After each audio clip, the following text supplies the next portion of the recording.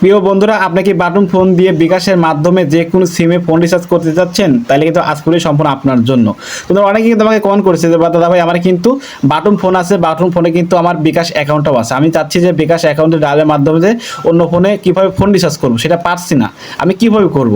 তো আজকে ভিডিও দেখলে কিন্তু আপনি খুব সহজে যে কোনো সিমে আপনি যদি বিকাশ অ্যাকাউন্ট থাকে এই বাটন ফোন দিয়ে কিন্তু ডায়ালের মাধ্যমে যে কোনো সিমে কিন্তু আপনি ফোন রিচার্জ করতে পারবেন। তো কীভাবে করবেন চলুন আপনাদের শিখাই। তো তার আগে একটা কথা বলছি বন্ধুরা, আপনি যদি আমার চ্যানেল নতুন সদস্য হন অবশ্যই কিন্তু চ্যানেলটি সাবস্ক্রাইব করবেন আর ভিডিও ভালো অবশ্যই একটা লাইক করে মোটিভেট করবেন। তো বন্ধুরা চলুন শিখাই বাটন ফোন দিয়ে কেমন করে বিকাশের মাধ্যমে আপনি যে কোনো সিমে ফোন রিচার্জ করবেন। তার জন্য এখান থেকে বিকাশের যে কোডটা আছে কোডটা কিন্তু ডায়াল করতে হবে বন্ধুরা। তো বিকাশের কোডটা কি? কোডটা হলো স্টার, এখান থেকে প্রথমে স্টার ট্যাপ করবেন। তো আমি এখান থেকে স্টার তুললাম, তো প্রথমে স্টার তুললাম, তারপরে এখান থেকে স্টার 247 হ্যাঁ। তো বন্ধুরা আমি কিন্তু বিকাশের যে কোডটা সেই কোডটাকে ডায়াল করলাম, আপনাকে কিন্তু বিকাশের কোডটি ডায়াল করতে হবে। তো এখান থেকে দেখতে পাচ্ছেন স্টার 247 হ্যাঁ, সেটা কিন্তু বিকাশের কোড। এই কোডটা কিন্তু আপনি তুলবেন, তোলার পরে এখান থেকে দেখতে পাচ্ছেন এই যে এখান থেকে মধ্যে আইকন আছে কিন্তু কল আইকন ট্যাপ করবেন। তো আমাদের এখানে ট্যাপ করলে হবে বা মধ্যে ট্যাপ করলেও হবে। তো আমি ট্যাপ করে দিলাম, তারপর দেখতে পাচ্ছেন এখান থেকে বিকাশের যে অপশন সেই অপশনটা চলে আসবে। দেখতে পাচ্ছেন মধ্যে এখান থেকে ফোন রিচার্জ করে বাই করবেন। দেখতে পাচ্ছেন এখান থেকে ফোন রিচার্জ কয় নাম্বার? এই 3 নাম্বার ফোন রিচার্জ। দেখতে পাচ্ছেন এই যে 3, এই 3 কিন্তু ফোন রিচার্জ লেখা আছে, তার জন্য এখান থেকে 3 তুলতে হবে। 3 তোলার জন্য এখানে মধ্যে ট্যাপ করবেন, এই বাটন ফোনের মধ্যে ট্যাপ করলাম, ট্যাপ করার পরে এখান থেকে 3 এই যে 3 এই 3 ট্যাপ করলাম, তাহলে কিন্তু 3 উঠে গেল, তাই না? আর ওকে করতে হবে, ওকে করলে এখানে করলেও হবে আর মধ্যে টিপ দিলেও হবে। তো আমি মধ্যে ট্যাপ করলাম, তো মোদি ট্যাপ করার পর দেখতে পাচ্ছেন বন্ধুরা এখান থেকে কিন্তু এই ধরনের অপশন চলে আসলো। এখান থেকে বিকাশে কিন্তু দেখতে 5 ধরনের সিম আছে। এখান থেকে রবি, এয়ারটেল, বাংলালিংক, গ্রামীণ, টেলিটক। আপনি কোন সিমে রিচার্জ করবেন? তো বন্ধুরা আমি এখান থেকে এয়ারটেলে করবো। তো এখানে তার জন্য 2 তুলতে হবে। তো এখানে মোদি ট্যাপ করলাম, এয়ারটেল 2। আপনার যে সিম যে নাম্বার থাকবে সেই নাম্বারটা তুলে দিবেন। এয়ারটেল 2 ছিল, আমি 2 তুলে দিলাম। 2 তুলে এখান থেকে জাস্ট মোদি ট্যাপ করবো, আপনার মধ্যে ট্যাপ করে দিবেন।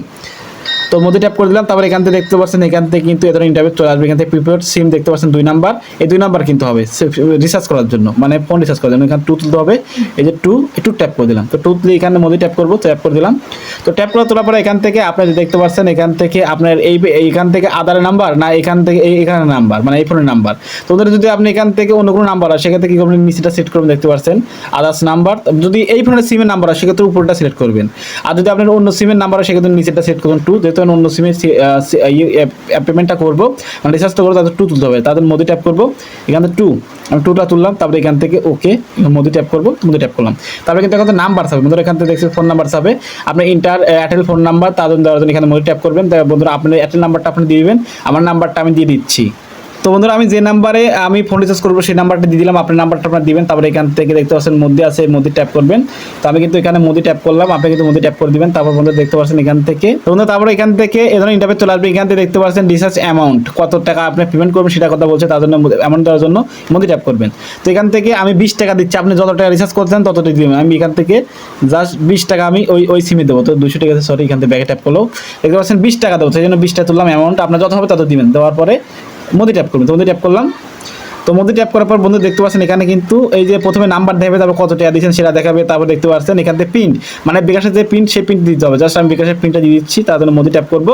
তো মধ্যে ট্যাপ করার পর বিকাশের যে প্রিন্টটা আছে আমি সেই প্রিন্টটা কিন্তু এখান থেকে দিয়ে দিচ্ছি বন্ধুরা। আমি কিন্তু প্রিন্টটা দিয়ে দিলাম। এখন প্রিন্ট দেওয়ার পরে যদি আমি এখান থেকে মধ্যে ট্যাপ করি তাহলে কিন্তু আমার ফোন রিচার্জটা চলে যাবে।